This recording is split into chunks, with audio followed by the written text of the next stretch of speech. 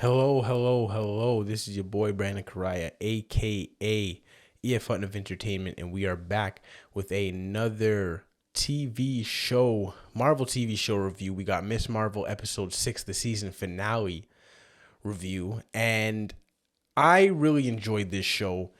I know this show was getting a lot of hate because it was kind of too kiddish or because it's following like a kid in high school, but just because it's following like a kid in high school doesn't mean like good stories can't come from the medium. Like it is a possibility that good storytelling can still come from a story that follows a teenage kid. And I was able to relate to this story on so many levels, putting myself back at that age, just the dynamic with my mom and individuals in the community that were close to the family that kind of know too much about your business, and just the struggles of having like immigrant parents and them maybe being a little bit overprotective in certain senses. Just they do, because obviously they want the best for you, but just that aspect. And there was just a lot of aspects in the show that I was able to relate to, on maybe not fully, because my mom personally did give me a good amount of freedom. There was obviously those moments where like I still felt like I wanted a little bit more and she maybe would stop me. But that's what parents do, right? Me being a parent myself now, you obviously have to get to a point where you're like, you know what, I don't think that's a good idea.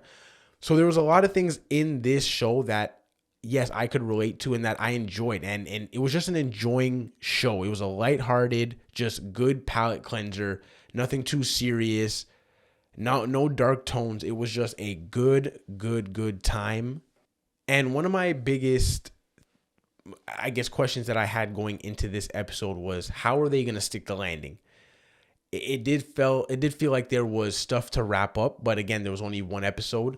One of my biggest issues with the Marvel show so far, I love all my Marvel content, but one of my biggest problems has just been with regards to the shows.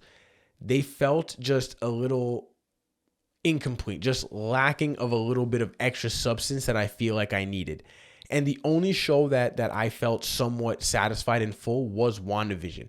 And not only because it was an amazing show, the character arcs and stories were great with Vision, and especially Wanda. Emily Olsen knocked it out of the park. But there was 9 episodes. So there was a point where it was able to build up the stuff in the beginning with Wanda, cut to outside of the bubble, outside of the hex, with Darcy's character, Kat Dennings' character, and Jimmy Woo, able to kind of build that up a bit, and then they were able to bounce back to Wanda, and then have enough time in that show for the two worlds, in a sense, to kind of merge and come together.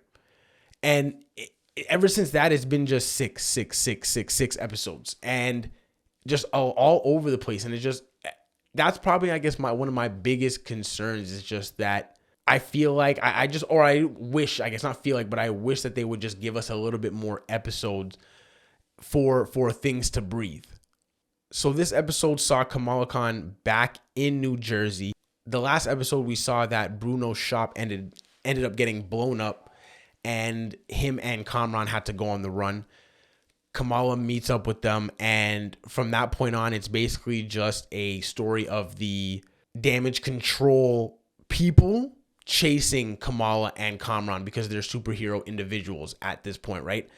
And that's like their job. That's what they do. So we see them chasing them the majority of the episode, and it was obviously basically laid out that, and foreshadowed from the ending of the last episode, that the damage control center, they were going to be the antagonists going forward. Even though later on in the episode we do see that Kamran, in a sense, was kind of an antagonist in his own right to Kamala Khan. The biggest antagonist of this episode was the damage control center, and that was my biggest question, because from episode 5, when we saw Kamran's mom kind of sacrifice herself to close the cut in the reality, I was like, okay, if the clandestines aren't in the mix anymore, who's going to be the main antagonist to finish up the series? and it ended up being the damage control center. And I'm actually glad that they decided to go that route as opposed to making it fully Kamran and fully like a newer power versus newer power individual back and forth. And they made it mainly just low level, ground level, which is what Kamala Khan is and what this show is kind of was built up from and was mainly focused on.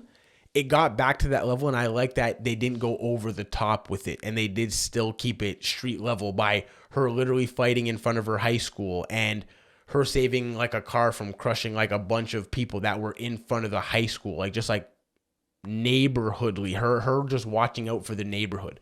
So that was really good, and I really enjoyed that they kept it light and they let her still expand on her powers in this episode and learn on her powers while going through this stuff. So because Kamran's on the run, his mom's gone, he doesn't really have anywhere to go. Kamala calls in a favor to the Red Dagger individual, I can't remember his name, that she met in Pakistan, to ask for a favor if there was any way that he would be able to help Kamran get out of the country because he was on the run.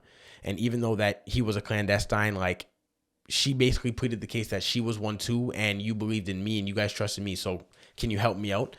So basically the rest of the episode was kind of centered around them stalling the damage control people to get him to safety and get him to freedom. And there was just obviously a good little montage of them in the school planning. We see the visual language come out like we saw, especially in episode 1. It kind of faded throughout the rest of the episodes, but we did see it come back in this, which I really enjoyed. Give me that like Edgar Wright touch, like I mentioned before, and it's a nice touch that we haven't even seen in Marvel. So that in that sense, it kind of sets itself apart from the other shows also. I can't even remember if I mentioned this. I feel like I maybe did, but soundtrack amazing. Even if I did mention it, I'm mentioning it again because honestly, the soundtrack is a bop. Like there's a lot of good songs that came from the show, and especially the opening title cards that they remixed to fit the show were like some of my favorites. And I love the Marvel opening title card, especially obviously the classic one, but when they remix it and it's a bop, sign me up. And we see Kamala have her somewhat big fight. Like I said, they kept it grounded, but we see her have her big fight against the damage control center that they're actually just firing off like live bullets just at her. Boom, boom, boom in front of the high school. Like that's crazy to me. And but you know what I mean? Like just, I don't even want to get into that, but classic. And in the same breath, because Kamran's kind of losing control and he's trying to defend himself, he's losing control and he's getting a little aggressive with the damage control, like police officers. So there's like moments where she has to step in and kind of stop him from going overboard with them, but also protecting herself. So there's that back and forth. And then it goes to her helping him escape because he comes to a realization of like, what did I do? What have I been doing? Kamala reveals to Kamran in that moment what his mom did, and that she sacrificed herself not only to like save the world and close the rip in the reality, but especially to save Kamran. And the episode ends with Kamala helping him escape and basically bouncing off, using her powers, just escaping the scene. Because obviously there's only certain people that know that she's Kamala, right? So for the most part, her secret identity is safe. So she's able to just kind of go and dip off, right? It's not like Peter Parker where he got revealed and the damage control people just showed up at his crib with Aunt May, right? So she's good. She left off. And then there's just a nice scene where she comes to the family. And this is nice because obviously we see in a lot of moments where superheroes don't reveal their secrets to their closest ones, even though for the most part, they'll be the ones to kind of know because they'll see the differences in like your behaviors and stuff. But this was a nice change where she kind of called a family meeting and she was like, you know what? I'm Nightlight, which was like kind of like the superhero nickname that everyone was kind of jokingly calling her. And we find out that they already knew. The mom told the dad and the dad told the brother. They couldn't even help themselves because obviously they were probably so excited. But that was a nice little moment, just her being like, I'm this superhero, and them being like, be careful. And especially the speech from the dad being like, even though like you have these powers, like it doesn't make you invulnerable, and also it makes you like you have to be extra careful, not only with yourself but with other people also. But so it was a nice little speech that the dad gave. And then there was a scene of her in her room where her mom actually gives her suit. Again, nice moment. And then there's a nice moment again where she's just sitting on her roof and her dad comes out. They have a nice little interaction, and we find out, because she's still in the midst of picking her superhero name, and we find out that Kamala in their language means perfect or marvel, right? And then he basically goes and he's like, from the time you were born, you've always been our Miss Marvel. Hence her name, and that's where she gets her name from. That's where she's going to rock with it going forward, and that's where the episode ends. So that's it for just the breakdown and the review portion of the episode. Like I said, the series overall was really good. I really enjoyed it. It was just a fun time to watch. It was just heartwarming, just seeing the closeness of the family. The soundtrack was amazing. The actors were amazing. The visual language that came from the show was amazing. And even just, I think the star that is going to be coming from Iman Vellani that came from this show, I think did an awesome job. So now let's get into the kind of exciting extra spoilerish part of the video, where we talk about the ending and also the post credit of the episode. So before it goes to the post credit scene, there's a scene where Bruno pulls up in Kamran's 4-door Porsche, beautiful vehicle, and he basically says to her, I was doing more research into your physiology, your powers, all of that. And it seems that your genes are slightly different than your mom's and your grandma's. And that you might have a mutation, or that you're mutated. I can't remember exactly what the word that she used was, but it was that, or that Bruno used, but it was in that vein of, you're a mutant. He basically called her a mutant. Basically, one of the biggest, most important introductions into the Marvel Cinematic Universe is finally the X-Men. And X-Men in itself, because it is so vast, it literally could be its own universe and comic universe. So the fact that they're finally introducing X-Men into the MCU, and that the first introduction of the X-Men is Kamala Khan, Iman Vellani, big up yourself, like having so exciting. And this basically saying that she's not an Inhuman, because in the comics she's supposed to be an Inhuman. So now that's not the case. She's a mutant.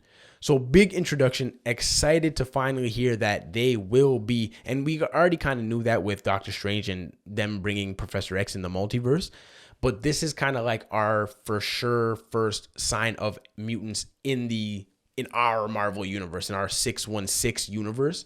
So that's exciting stuff to hear. Exciting to just hear more about X-Men stuff to come.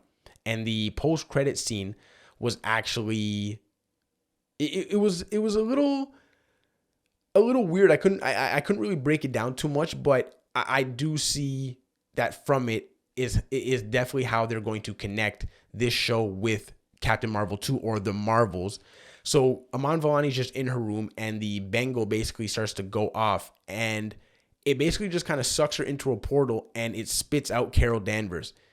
And we literally see Brie Larson, a cameo of Brie Larson, just in Kamala Khan's room, seeing that she's back on Earth, being like, oh no, what happened? And then she kind of just cuts off screen.